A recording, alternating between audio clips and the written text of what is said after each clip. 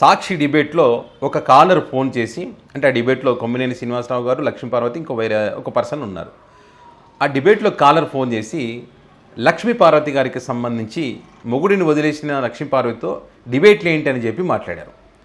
ఆ మాట్లాడినప్పుడు కొమ్మినేని శ్రీనివాసరావు గారు కూడా సీరియస్ అయ్యారు. మీ ఇంట్లో ఆడవాళ్ళు ఉంటారు కదా, ఈ రకంగా మాట్లాడచ్చు, ఇది తప్పు, వేరే ఏదైనా ఉంటే మాట్లాడని చెప్పి కామెంట్ చేశారు లైవ్లో. అది కూడా సో ఇది తప్పు కదా అని చెప్పి చాలామంది కామెంట్ చేస్తూ ఉంటే, మరికొంతమంది ఏం చేస్తూ ఉన్నారంటే సమర్థిస్తూ ఉన్నారు. ఆయన మాట్లాడిన దాంట్లో తప్పేముంది, లక్ష్మీపార్వతిని తీసుకురావడం తప్పు కదా, లక్ష్మీపార్వతితో డిబేట్లు పెట్టడం ఏంటి అని చెప్పి కొంతమంది మూర్ఖులు సునకానందం పొందుతున్నారు.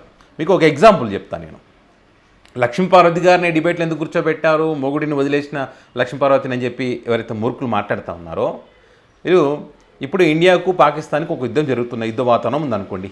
ఆ యుద్ధానికి సంబంధించి అంటే ఇండియా దగ్గర ఎన్ని ఆయుధాలు ఉన్నాయి, యుద్ధం జరిగితే పాకిస్తాన్ దగ్గర ఎన్ని ఆయుధాలు ఉన్నాయి, వాళ్ళకు సపోర్ట్ చేసే దేశాలంటే మనకు సపోర్ట్ చేసే దేశాలంటే ఏ రకంగా ఉండబోతుంది అనేటువంటి అంశాలకు సంబంధించి మన ఇప్పుడు ఛానల్లో డిబేట్ పెట్టినప్పుడు అందులో ఎక్స్పర్ట్స్ అయినటువంటి ఎవరైనా మాజీ ఆర్మీ జనరల్స్ కానీ, ఆర్మీలో పనిచేసినటువంటి వాళ్ళు కానీ, ఇంకా దానికి రిలేటెడ్గా ఉండేటువంటి వాళ్ళని తీసుకొచ్చి మనం డిబేట్లో కూర్చోబెడతాం. ఎందుకంటే అందులో బాగా ఎక్స్పర్ట్స్ ఉంటారు కాబట్టి, వాటి గురించి తెలుసు కాబట్టి తెలియజేసే ఒక ఇన్ఫర్మేషన్ ఇవ్వాలని చెప్పి దాని గురించి డిస్కషన్ చేయాలని చెప్పి కూర్చోబెడతారు, సబ్జెక్ట్ ఉంటుంది కాబట్టి. సో ఇప్పుడు లక్ష్మీపార్వతి గారిని ఎందుకు అక్కడ కూర్చోబెట్టారు అంటే, ఇప్పుడు మహానాడు జరుగుతోంది కడపలో. మరి వీళ్ళేంటి, చంద్రబాబు నాయుడు గారు వీళ్ళంతా కూడా నందమూరి తారక రామారావు గారి గురించి ఆహా ఓహో, మరి ఆయన నేర్పిన క్రమశిక్షణ, ఆయన తెచ్చినటువంటి పార్టీ మేము ఈరోజు నిలబెట్టాం, అది చేసాం ఇది చేసామని చెప్పి గప్పాలు కొడుతూ ఉన్నారు. పైగా నందమూరి తారక రామారావు గారే దిగివచ్చి మరి ఆర్టిఫిషియల్ ఇంటెలిజెన్స్లో మాట్లాడించినటువంటి వీడియో కూడా చూస్తాం. దాని అది పెద్ద బూమరాంగ్ అయింది. అది వాళ్ళు ఎన్టీ రామారావు గారు మాట్లాడించిన దానికి సంబంధించి కూడా. అంటే చనిపోయినటువంటి నందమూరి తారక రామారావు గారిని మళ్ళీ మళ్ళీ చంపేస్తూ ఉన్నారు. గతంలో ఇప్పుడు ఈ రకంగా పొగుడుతూ ఉన్నారు. భారతరత్న కోసం ప్రయత్నము చేయలేదు. ఆయన పేరు మీద ఒక జిల్లా పేరు పెట్టడానికి కూడా వీళ్ళు ప్రయత్నం చేయలేదు. ఆయన గురించి తెర వెనుక ఎన్నో మాటలు మాట్లాడుకున్నారు.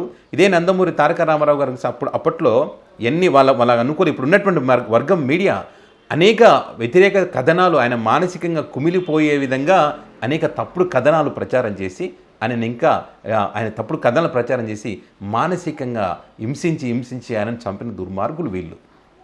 మరి ఇప్పుడు వీళ్ళు గొప్పలు చెప్పుకుంటుంటే ఇప్పుడు ఉన్నటువంటి వాళ్ళకి విషయాలు తెలియదు కాబట్టి, మరి అప్పుడు ఏం జరిగింది అనేటువంటి విషయాలు తెలిసిన వాళ్ళతో మాట్లాడించాలన్న ఉద్దేశంతో నందమూరి తారక రామారావు గారికి రెండవ భార్య అయినటువంటి లక్ష్మీపార్వతి గారిని ఇక్కడ డిబేట్లో కూర్చోబెట్టడం జరిగింది. తప్పేముంది ఇందులో? ఆమెకు అన్ని విషయాలు తెలుసు. ఈ ఫ్యామిలీ ఏ రకంగా నందమూరి తారక రామారావు గారిని ఇబ్బంది పెట్టింది, చివరి క్షణాల్లో ఏ రకంగా ఇబ్బంది పెట్టింది, మానసికంగా ఎంత కుమిలిపోయాడు ఆయన, ఒంటరివాణి చేసినటువంటి పరిస్థితుల్లో మరి ఈమె దగ్గరుండి ఆయనకు సేవ చేసినటువంటి పరిస్థితి లక్ష్మీపార్వతి గారిది. మరి అప్పుడు వీళ్ళంతా ఏమైపోయారు? మరి ఆయన చూసుకోవచ్చు కదా. నందమూరి తారక రామారావు గారు చెప్పారు, చివరి రోజుల్లో తినడానికి తిండి లేక ఇబ్బంది పడినటువంటి రోజులు ఒక దేవుళ్లాగా చూస్తాం మనం. కలియుగ కృష్ణుడు అంటాం, కలియుగ రాముడు అంటాం. అంటే రాముడు ఇలాగే ఉంటాడు, కృష్ణుడు ఇలాగే ఉంటాడని చెప్పి ఆయన కట్టవుడు చూసి అట్లా అనిపిస్తుంది మనకి. అలాంటి వ్యక్తి చివరి రోజుల్లో దారుణమైనటువంటి పరిస్థితి ఎదుర్కొన్నాడు. ఇది ఎవరి వల్ల? మీరు పెట్టినటువంటి హింస కదా, మీరు చెప్పుల దాడి చేయించారు కదా, మీరు నరకం చూపించారు కదా. మరి ఆయన కష్టపడి ఒక పార్టీని ఏర్పాటు చేస్తే వెన్నుపోటు పొడిచి ఆ పార్టీ తీసుకున్నారు కదా. ఇదే నందమూరి తారక రామారావు గారు ఎన్నిసార్లు మాట్లాడేది మీ గురించి, మీరు చేసినటువంటి దుర్మార్గాలు ప్రపంచంలో ఎక్కడ ఉన్నారని చెప్పి మీ గురించి ఎన్ని చెప్పాడు ఆయన, మీ దుర్మార్గాలకు సంబంధించి. మరి ఆ వీడియో అక్కడ ప్లే చేయాల్సింది. సో ఇలాంటి విషయాలను తెలియాలి కదా.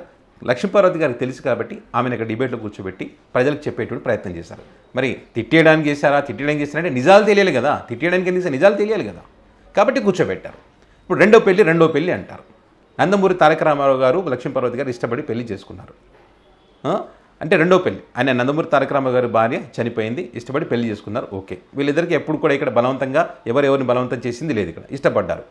అయితే ఎవరైతే నందమూరి కుటుంబానికి చెందినటువంటి హరికృష్ణ గారు ఉన్నారు, హరికృష్ణ గారు కూడా ఇద్దరు భార్యలు ఉన్నారు కదా. మరి అందరికీ తెలిసిన విషయం కదా. ఇదే నందమూరి ఫ్యామిలీలో వాళ్ళ కుటుంబంలో రెండో పెళ్ళిళ్ళు చేసుకున్నటువంటి ఆడవాళ్ళు కూడా ఉన్నారు కదా. ఇదే వీళ్ళు ఎవరైతే మాట్లాడుతూ ఉన్నారో, మా దేవుడు మా నాయకుడు అని వీళ్ళైతే చెప్తా ఉన్నారో, ఆయన కూడా 2-3 పెళ్ళిళ్ళు చేసుకున్నారు కదా. మరి వాళ్ళ ఫ్యామిలీలో వాళ్ళ కూతుర్లు కూడా మరి 2-3 పెళ్ళిళ్ళు చేసుకున్నటువంటి పరిస్థితి కదా. అది వాళ్ళ పర్సనల్ లైఫ్. వాళ్ళ గురించి మనం మాట్లాడకూడదు. ఏ కారణాల చేత రెండో పెళ్లి చేసుకున్నారో, ఏ కారణాల చేత వాళ్ళు విడిపోయారో, వాళ్ళకు ఉన్నటువంటి కారణాలు మనకు తెలియదు కదా. వాటి గురించి మనం ఎందుకు మాట్లాడాలి? వాళ్ళ బతుకులు మనం ఎందుకు బజారున పెట్టాలి? మనకు తెలిసింది ఇది ఆడవాళ్ళ బతుకులు బజారున పెట్టడమే, బజారున పెట్టి సునకానందం పొందడమే మనకు కావాల్సింది. ఇంతకన్నా దుర్మార్గం, ఇంతకన్నా నీచత్వం ఏమైనా ఉంటుందా? మన సైడు చూసుకోం, మన తప్పుల గురించి మనం మాట్లాడడం, అవతల తప్పు లేకపోయినా మాట్లాడతాం. కొంచెం మానవత్వం అనేది ఉండాలి. మళ్ళీ ఇప్పుడు కొంతమంది మూర్ఖులు సమర్థిస్తూ ఉన్నారు, తప్పే ఉంది మాట్లాడితే. కాలరు ఇక భీమవరం అంట, భీమవరం రాజు మాట్లాడిన దాంట్లో తప్పే ఉంది, కరెక్టే మాట్లాడారు కదా, మీ ఇంట్లో మీ ఆడవాళ్ళని అంటే అది కూడా కరెక్టే అంటారా మీరు? ఇంకా అతి దారుణంగా బూతులు తిడతా ఉన్నారు. ఇలాంటి వాళ్ళని అంటారు సైకో మెంటాలిటీ, సాడిజం మెంటాలిటీ కలిగినటువంటి వ్యక్తులు అని చెప్పి.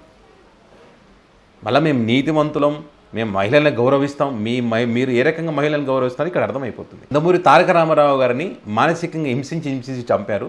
మళ్ళీ ఇప్పుడు మరొకసారి ఆయనను మహానాడు వేదికగా మళ్ళీ చంపుతా ఉన్నారు. అందుకే కొమ్మినేని శ్రీనివాసరావు గారు చెప్పారు, మీ ఇంట్లో ఆడవాళ్ళు లేరా, మీ ఇంట్లో ఆడవాళ్ళ గురించి ఇట్లే మాట్లాడతారా, నేను ఇంకా మాట్లాడాలంటే సభ్యత సంస్కారం నాకు అడ్డం వస్తున్నాయి, కాదు మాట్లాడలేకపోతున్నా, మీరు ఏదైనా విషయం చెప్పదలుచుకుంటే మాట్లాడండి, తప్పులేదు. ఆయన రాజుగారు గారంటారు, కొమ్మినేని గారు కూడా గారనే పిలుస్తారు. ఎవరిని కూడా ఎక్కువగా ఎప్పుడు దూషించినటువంటి వాళ్ళ అవతల ఎంత మాట్లాడానో కంట్రోల్గానే మాట్లాడతారు.